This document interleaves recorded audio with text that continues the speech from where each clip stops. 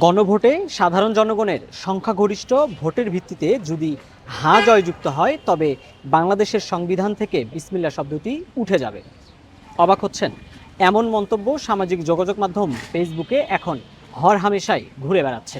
যদি গণভোটে কোনো মুসলমান যায়, আল্লাহর কাছে তাকে কঠিন জবাবের সম্মুখীন হতে হবে। হ্যাঁ ভোট জয়যুক্ত হয় তাহলে সংবিধানে এই বিসমিল্লাহ এবং আল্লাহর নামে শুরু করলাম এটা পরাজিত হবে।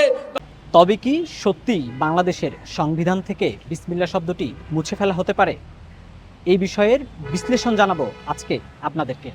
1977 সাল সামরিক ফরমানের মাধ্যমে বাংলাদেশের সংবিধানে বিসমিল্লাহ শব্দটি যুক্ত করা হয়। সংবিধানের ৫ম সংশোধনীতে এই বিসমিল্লাহ শব্দটির আইনি ভিত্তি প্রদান করা হয়।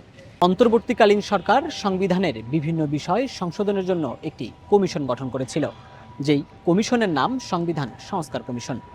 সেই কমিশন সংবিধানের বিভিন্ন বিষয়ে সংস্কারের জন্য ৪৮টি সুপারিশ প্রদান করেছে, যেখানে মত রয়েছে বিএনপি জামাত সহ বিভিন্ন রাজনৈতিক দল বা অংশীজনের।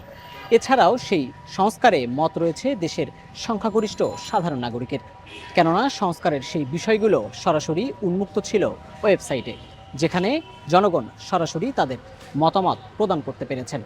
সংবিধান সংস্কার কমিশনের যে সুপারিশমালা তার প্রথম খণ্ডের ২য় অধ্যায়ে রাষ্ট্রধর্ম সংক্রান্তে দুটি প্রস্তাবনা সুপারিশ করেছে কমিশন। প্রথম প্রস্তাবে কমিশন সুপারিশ করেছে যে রাষ্ট্রধর্মের বর্তমান বিধান বলবৎ থাকবে।